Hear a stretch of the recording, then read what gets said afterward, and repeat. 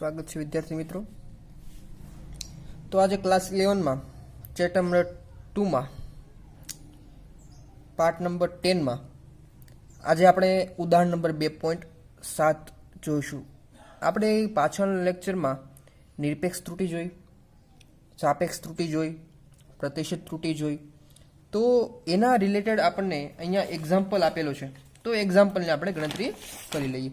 તો અહીંયા ઉદાહરણ નંબર 2.7 આપેલો છે કે આપણે સાદા લોલકના દોલનના આવર્તકાળનું માપન કરીએ છીએ, જેમાં ક્રમિક અવલોકનો આપણને આપ્યા છે। જો આવર્તકાળનું માપન કર્યું છે, સાદું લોલક છે। સાદું લોલક એટલે મિત્રો ખ્યાલ હોય આપણને કે એક કોઈ દળ ધરાવતી વસ્તુ લટકાવી હોય, એને ધારો કે અહીંથી આપણે છોડી દઈએ થોડાક અંતરથી, પાછી આમ જાય અને પાછું મૂળ સ્થાન આવે તો એને એક દોલન કહેવાય। રેડી? તો એક દોલન પૂરું કરવા માટે લાગતા સમયને આવર્તકાળ કહેવાય। જેવી રીતે હિંચકો હોય, હિંચકો આપણે અહીંથી ચાલુ કરીએ, હિંચકો અહીંથી આમ ગયો અને પાછું પોતાના મૂળ સ્થાન ઉપર આવે તો એને એક દોલન કહેવાય। એનામાં જેટલો સમય લાગે એને એક આવર્તકાળ કહેવાય। ઓકે, તો આવર્તકાળનું માપન કર્યું આપણે પ્રયોગમાં, તો ઘણા બધા અવલોકન આપણે મળ્યા। તો પેલું અવલોકન છે 2.63 સેકન્ડ, બીજી વખત અવલોકન કર્યું 2.56 સેકન્ડ, ત્રીજી વખત 2.42 સેકન્ડ, ચોથી વખત 2.71 સેકન્ડ અને પાંચમી વખત 2.80 સેકન્ડ। 5 અવલોકન આપણે લીધા। તો આ અવલોકનો 5 છે, એમાં ઉદ્ભવતી નિરપેક્ષ ત્રુટિ ગોતવાની છે, સાપેક્ષ ત્રુટિ ગોતવાની છે તથા પ્રતિશત ત્રુટિ ગોતવાની છે। ચલો આપણે ગણતરી કરી લઈએ। પહેલા આપણે સરેરાશ આવર્તકાળની ગણતરી કરીએ। તો સરેરાશ આવર્તકાળને આપણે ટી કહી દઈએ, ટી સરેરાશ, અથવા આમનું કેવું હોય, ટૂંકમાં લેવું હોય તો ટીની માથે 12 દર્શાવી દીધું, તો એને પણ ટી સરેરાશ કહેવાય। તો T bar is equal two, પેલું રીડિંગ છે આપણું 2.63 સેકન્ડ, બીજું છે 2.56 સેકન્ડ, પછી છે 2.42 સેકન્ડ, પછી 2.71 સેકન્ડ અને પછી 2.80 સેકન્ડ। આ 5 રીડિંગનો આપણે સરવાળો કર્યો, ભાગાકારમાં સરેરાશ લેવું હોય એટલે જેટલા રીડિંગ હોય એટલા રીડિંગ છેદમાં લખવાના, 1 2 3 4 ને 5, છેદમાં કેટલા આવશે 5। તો ટી સરેરાશ લગભગ આપણને મળશે 2.62 સેકન્ડ। કેટલો મિત્રો?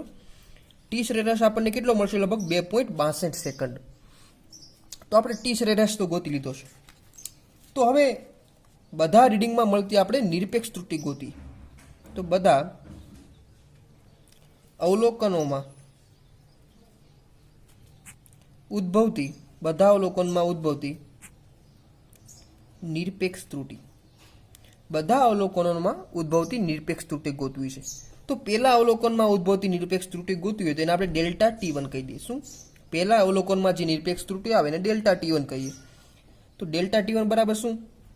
તો પેલું રીડિંગ કેટલું છે? 2.63, એમાંથી જે આપણું સાચી કિંમત હતી, સરેરાશ કિંમત, એ બાદ કરી દેવાની, 2.62 બાદ કરી દઈએ તો આપણને જવાબ આવશે 0.01।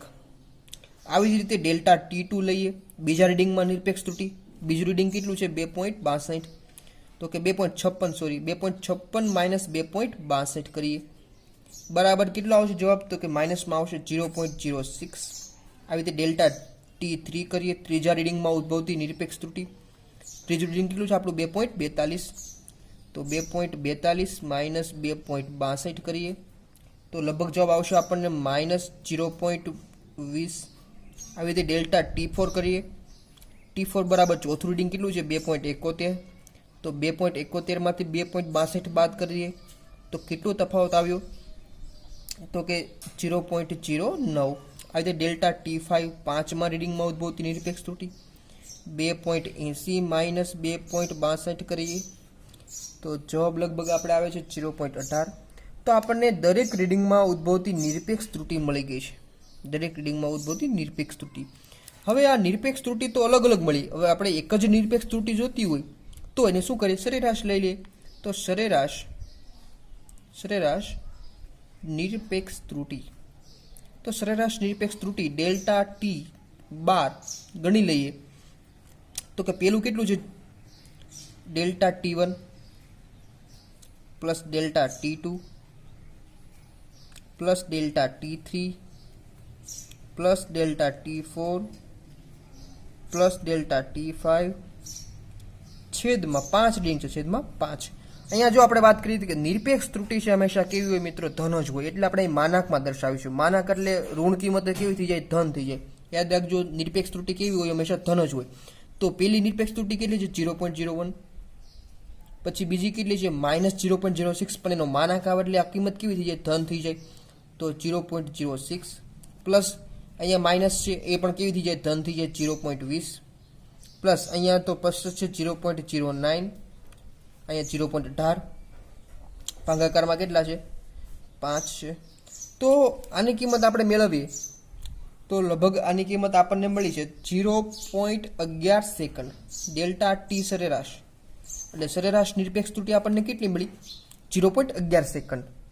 ઓકે, તો હવે આપણે ત્રુટિને દર્શાવી તો કઈ રીતે દર્શાવી શકાય, તો ત્રુટિને દર્શાવવાની રીત, તો આવર્તકાળ, આપણે અહીં આવર્તકાળ માપતા હતા ને, તો આવર્તકાળ બરાબર હવે કઈ રીતે દર્શાવાય, તો કે સાચું મૂલ્ય કેટલું હતું, આવર્તકાળનું સાચું મૂલ્ય કેટલું મળ્યું આપણને ટી સરેરાશ, તો કે 2.62. અથવા તમને આ રીતે નહીં, પહેલાં સિમ્બોલમાં દર્શાવું તો અહીંયા ટી સરેરાશ plus or minus delta plus or minus delta T સરેરાશ. તો આ રીતે આપણે દર્શાવી શકાય. કોઈ પણ ભૌતિક રાશિ હોય ને ટી સરેરાશ એટલે એનું મૂળ મૂલ્ય પ્લસ ઓર માઇનસ કરી અને એમાં ઉદ્ભવતી નિરપેક્ષ ત્રુટિને દર્શાવી શકાય. તો અહીંયા આપણે વાત કરીએ તો ટી સરેરાશ આપણને કેટલો મળ્યો છે, 2.62 સેકન્ડ. તો 2.62 second plus or minus delta T સરેરાશ નિરપેક્ષ ત્રુટિ કેટલી મળી, 0.11. તો પ્લસ ઓર માઇનસ 0.11. તો આ રીતે કોઈ પણ ભૌતિક રાશિને દર્શાવવામાં આવે, સાચું મૂલ્ય અને પ્લસ ઓર માઇનસ કરી અને એમાં સરેરાશ નિરપેક્ષ ત્રુટિ. હવે બીજું આપણને મળી ગયું છે, નિરપેક્ષ ત્રુટિ તો મળી ગઈ છે. પછી અહીં બીજું પૂછ્યું છે આપણને, અહીંયા રકમમાં શું ગોતવાનું કીધું છે, સાપેક્ષ ત્રુટિ અને પ્રતિશત ત્રુટિ. તો સાપેક્ષ ત્રુટિ ગોતી લઈએ આપણે. તો સાપેક્ષ ત્રુટિ મેળવીએ, અહીંયા પહેલાં તમને કિંમત પણ દર્શાવી દઉં, કારણ કે આપણને કેટલી કિંમત મળી હતી. તો કે ટી સરેરાશ આપણને કેટલો મળ્યો હતો, 2.62 સેકન્ડ અને સરેરાશ નિરપેક્ષ ત્રુટિ કેટલી મળી હતી, 0.11 સેકન્ડ. ઓકે, હવે આપણે ગોતવાનું શું અહીંયા છે, તો કે સાપેક્ષ ત્રુટિ. સાપેક્ષ ત્રુટિ, તો કે સાપેક્ષ ત્રુટિ એટલે શું થાય, તો કે સાપેક્ષ ત્રુટિ એટલે શું થાય, તો કે ડેલ્ટા ટી સરેરાશ છેદમાં ટી સરેરાશ, આને કહેવાય સાપેક્ષ ત્રુટિ. તો ડેલ્ટા ટી સરેરાશ કેટલા મળ્યા છે, તો કે 0.11 અને ટી સરેરાશ કેટલા મળ્યા છે, 2.62. તો આનો જવાબ લગભગ આપણને મળશે 0.042. ઓકે, સાપેક્ષ ત્રુટિ કેટલી મળી, 0.042. અને હવે ગોતવાનું છે પ્રતિશત ત્રુટિ. તો પ્રતિશત ત્રુટિ એટલે મિત્રો ખ્યાલ છે કે સાપેક્ષ ત્રુટિ ગુણ્યા 100 કરી નાખો એટલે શું મળે, પ્રતિશત ત્રુટિ. તો સાપેક્ષ ત્રુટિ કેટલી મળી આપણને, 0.042. એને ગુણાકારમાં આપણે 100 કરી નાખવાના એટલે આપણને ટકામાં જવાબ મળે. તો ટકામાં કેટલો મળશે, તો કે 4.2%. તો આપણને પ્રતિશત ત્રુટિ કેટલી મળી, 4.2%. અને સાપેક્ષ ત્રુટિ કેટલી મળી, 0.042. ઓકે, તો અહીંયા એક્ઝામ્પલ નંબર છે જે આપણો એ અહીંયા પૂર્ણ થાય છે, ઉદાહરણ નંબર 2.7. હવે આના રિલેટેડ બીજા આવા ઘણા બધા એક્ઝામ્પલ છે, પણ આપણે બધા એના જે સન્ડે ટેસ્ટ આવશે એ ટેસ્ટમાં આના રિલેટેડ દાખલા ગણીશું. હવે નવા એક ક્વેશ્ચન તરફ જઈએ, નવા ક્વેશ્ચન તરફ.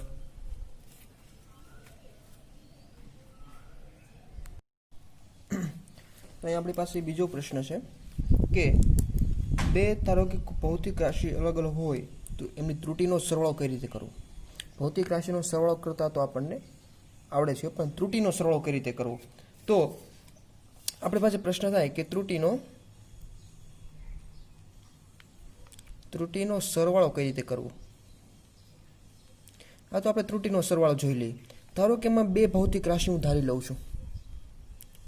ધારો કે મારી પાસે બે ભૌતિક રાશિ છે એ અને બી. મારી પાસે બે ભૌતિક રાશિ છે એ અને બી. હવે એમાં ઉદ્ભવતી ત્રુટિ, નિરપેક્ષ ત્રુટિ હું આ રીતે દર્શાવું, એ પ્લસ ઓર માઇનસ ડેલ્ટા એ. એ છે મૂળભૂત ભૌતિક રાશિ, અહીંયા એ છે, અને ડેલ્ટા એ છે એમાં ઉદ્ભવતી ત્રુટિ છે. ધારો કે બી હોય તો બીને પણ આ રીતે લખી શકાય, B plus or minus delta B. અહીંયા બી છે ભૌતિક રાશિ છે, અને ડેલ્ટા બી શું છે, તો કે એમાં ઉદ્ભવતી ત્રુટિ. હવે ધારો કે આ બે ત્રુટીનો સરવાળો કરવો છે તો ત્રુટીના સરવાળાને નવું નામ આપી દઉં, ઝેડ કહી દઉં. ત્રુટીના સરવાળાને હું કહી દઉં, ઝેડ કહી દઉં. ઝેડ બરાબર a પ્લસ બી.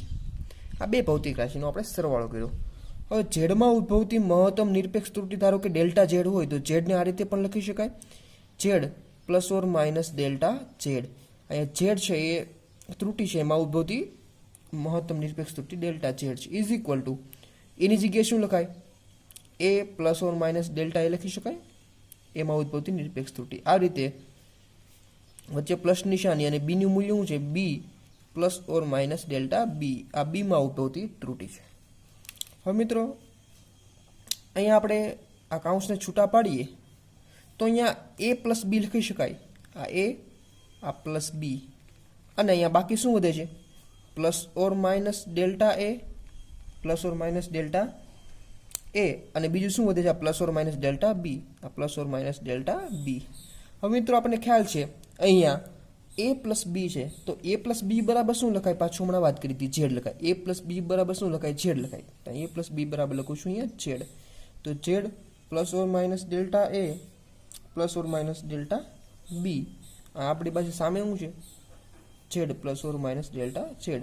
અહીંયા આપણે સામે સામે સરખાવીએ તો અહીંયા જો ઝેડ અને ઝેડ કેન્સલ કરી શકીએ, ઝેડ અને ઝેડ કેન્સલ કરી શકીએ તો આ બાજુ વધે શું, તો કે plus or minus delta Z વધશે આ બાજુ, અને સામે એ સારું plus or minus delta A અને plus or minus delta B. હવે આ ડેલ્ટા ઝેડ છે ઝેડમાં ઉદ્ભવતી મહત્તમ નિરપેક્ષ ત્રુટી છે, ઝેડમાં ઉદ્ભવતી મહત્તમ ઝેડમાં ત્રુટી છે. અહીંયા બે છે, પ્લસ ઓર માઇનસ છે, પ્લસ એ છે, પ્લસ એ છે, માઇનસ એ છે. ધારો કે મહત્તમ ત્રુટી જોતી હોય તો મહત્તમ એટલે ધન ત્રુટી અને ન્યૂનતમ એટલે ઋણ ત્રુટી. તો તમને આપણે વાત કરીએ કે ઝેડમાં મહત્તમ નિરપેક્ષ ત્રુટી, ઝેડમાં ઉદ્ભવતી મહત્તમ નિરપેક્ષ ત્રુટી, મહત્તમ એટલે પ્લસ સાઇન, તો પ્લસ વાળી કઈ છે, તો કે ડેલ્ટા ઝેડ. અહીંયા પણ પ્લસ નિશાની કઈ, ડેલ્ટા એ, વચ્ચે પણ પ્લસ નિશાની લેવાની, પ્લસ ડેલ્ટા બી. તો હમણાં જ આપણે વાત કરી હતી કે ઝેડમાં ઉદ્ભવતી મહત્તમ ત્રુટી આપણને મળી ગઈ, કેટલી મળી, ડેલ્ટા ઝેડ બરાબર ડેલ્ટા એ પ્લસ ડેલ્ટા બી. મતલબ તમારે ત્રુટીનો સરવાળો કરવો હોય, ત્રુટીનો શું કરવાનો, સરવાળો કરવાનો હોય તો ડાયરેક્ટ શું થઈ જાય, ડેલ્ટા એ અને ડેલ્ટા બી બંનેનો શું થઈ જાય, સરવાળો થઈ જાય. ઓકે, આ એમાં ઉદ્ભવતી મહત્તમ નિરપેક્ષ ત્રુટી છે અને આ બીમાં ઉદ્ભવતી મહત્તમ નિરપેક્ષ ત્રુટી, બેનો શું થઈ જાય, સરવાળો થઈ જાય. આના એક્ઝામ્પલ આપણે ગણીશું. હવે ત્રુટીનો સરવાળો જોયો તો આ રીતે ત્રુટીની બાદબાકી પણ થાય, ત્રુટીની બાદબાકી, તો એ પણ આપણે જોઈ લઈએ. ત્રુટીની બાદબાકી તો અહીંયા આપણે જોઈએ ત્રુટીની બાદબાકી, ત્રુટીની બાદબાકી. તો ત્રુટીની બાદબાકી કરવી છે આપણે, તો એમાં પણ આપણે બે ભૌતિક રાશિ લઈ લઈએ. ધારો કે બે ભૌતિક રાશિ પાછી એ જ લઈ લે, એક ભૌતિક રાશિ એ અને એક ભૌતિક રાશિ બી, અને એમાં ઉદ્ભવતી મહત્તમ નિરપેક્ષ ત્રુટી કેટલી છે, ડેલ્ટા એ, અને બીમાં ઉદ્ભવતી મહત્તમ નિરપેક્ષ ત્રુટી કેટલી, ડેલ્ટા બી. હવે આપણે ત્રુટીની બાદબાકી કરવી છે અને બાદબાકીનું નામ આપી દઉં, પાછું ઝેડ આપું, ઝેડ બરાબર એ માઇનસ બી. આ ત્રુટીને આપણે બે ભૌતિક રાશિની બાદબાકી કરી. હવે ઝેડમાં ઉદ્ભવતી મહત્તમ નિરપેક્ષ ત્રુટી આપણે લખીએ અહીંયા, ઝેડમાં ઉદ્ભવતી મહત્તમ નિરપેક્ષ ત્રુટી Z plus or minus delta Z is equal to એમાં ઉદ્ભવતી મહત્તમ ત્રુટી A plus or minus delta A, અને બીમાં ઉદ્ભવતી મહત્તમ નિરપેક્ષ ત્રુટી વચ્ચે માઇનસ નિશાની B plus or minus delta B.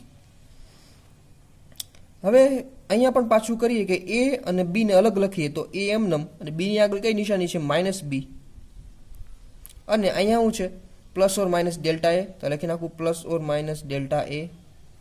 હવે અહીંયા જુઓ plus or minus delta B છે, પરંતુ આગળ નિશાની કેવી છે, ઋણ છે. જો આ કાઉન્સ હું દૂર કરું તો આ ઋણ નિશાની આ માઇનસ બી ને લાગે, તો માઇનસ બી તો આપણે આવી ગયા છે. આ ઋણ નિશાની પાછી આને પણ લાગે, ઋણ નિશાની આને આવે તો નિશાની કેવી જાય, ઉલટી જાય. ઉપર પ્લસ હતા તો ઉપર કેવા થઈ જાય, માઇનસ થઈ જાય. નીચે માઇનસ હતા તો અહીંયા પ્લસ થઈ જાય, ડેલ્ટા બી. અહીંયા Z plus or minus delta Z. હવે મિત્રો અહીંયા જો એ માઇનસ બી ને શું લખાય, એ માઇનસ બી ને શું લખાય, તો કે ઝેડ લખાય. તો અહીંયા એ માઇનસ બી બરાબર શું લખી નાખીએ, ઝેડ લખી નાખીએ. તો Z plus or minus delta A minus plus delta B. હવે ખાસ અહીંયા બંને બાજુથી ઝેડ કેન્સલ થઈ જશે તો વધશે delta plus or minus delta Z is equal to plus or minus delta A minus plus delta B. હવે પાછું લખીએ કે ઝેડમાં ઉદ્ભવતી મહત્તમ નિરપેક્ષ ત્રુટિ ઝેડમાં ઉદ્ભવતી મહત્તમ નિરપેક્ષ ત્રુટિ delta Z is equal to અહીંયા મહત્તમ કેટલી પ્લસ સાઇનને મહત્તમ કહેવાય તો ડેલ્ટા એ, અહીંયા પણ પ્લસ સાઇનને મહત્તમ કહેવાય તો પ્લસ વચ્ચે ડેલ્ટા બી. તો પાછું આપણને જુઓ આપણે સરવાળો કર્યો તો પણ આ જવાબ આવ્યો અને બાદબાકી કરી તો પણ આ જવાબ આવ્યો. તો કહી શકાય કે બે ભૌતિક રાશિનો સરવાળો કરીએ કે બાદબાકી કરીએ એ સ્વતંત્ર ભૌતિક રાશિમાં ઉદ્ભવતી જે ત્રુટિ હોય નિરપેક્ષ ત્રુટિ એનો શું થાય સરવાળો જ થાય છે. તો આને વાક્યમાં લખવું હોય તો વાક્યમાં પણ લખી શકીએ. શું લખાય કે બે ભૌતિક રાશિનો સરવાળો કે બાદબાકી, બે ભૌતિક રાશિનો સરવાળો કે બાદબાકી માં તેના અંતિમ પરિણામમાં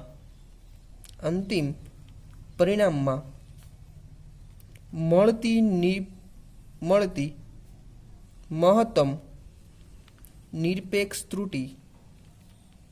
અહીંયા જો શું કર્યું બે ભૌતિક રાશિનો સરવાળો કર્યો, અહીંયા આપણે બે ભૌતિક રાશિનો સરવાળો કર્યો અથવા અહીંયા બાદબાકી કરી છે, તેમાં અંતિમ પરિણામમાં મળતી મહત્તમ નિરપેક્ષ ત્રુટિ. આ અંતિમ પરિણામમાં આપણને મહત્તમ નિરપેક્ષ ત્રુટિ મળી. અંતિમ પરિણામમાં મહત્તમ નિરપેક્ષ ત્રુટિ કે ડેલ્ટા ઝેડ એ કોના જેટલી હોય તો કે મહત્તમ નિરપેક્ષ ત્રુટિ એ દરેક ભૌતિક રાશિમાં મળતા સ્વતંત્ર નિરપેક્ષ ત્રુટિઓના સરવાળા જેટલી હોય છે. શું કીધું અહીંયા કે ભૌતિક રાશિનો સરવાળો કરો કે બાદબાકી કરો, પરિણામમાં જે અંતિમ નિરપેક્ષ ત્રુટિ મળે કોના જેટલી હોય તો કે સ્વતંત્ર ભૌતિક રાશિ, ધારો કે એમાં ઉદ્ભવતી મહત્તમ નિરપેક્ષ ત્રુટિ, બીમાં ઉદ્ભવતી નિરપેક્ષ ત્રુટિ, બંનેના કેટલા છે સરવાળા જેટલી હોય છે. સરવાળો કરો કે બાદબાકી કરો રિઝલ્ટ કેવું આવે સેમ આવે. ધારો કે કોઈ પણ ભૌતિક રાશિઓમાં સરવાળો કે બાદબાકી હોય આપણે ત્રુટિનો શું કરવાનો હંમેશા સરવાળો જ કરવાનો. ઓકે, અહીંયા ભૌતિક રાશિનો આપણે સરવાળો અને બાદબાકી જોઈ લીધું. હવે ગુણાકાર પણ જોઈશું અને ભાગાકાર પણ જોઈશું. ઓકે, અને આના રિલેટેડ એક્ઝામ્પલ પણ છે આપણી ટેક્સ્ટ બુકમાં, એ પણ જોઈશું. Okay, thank you.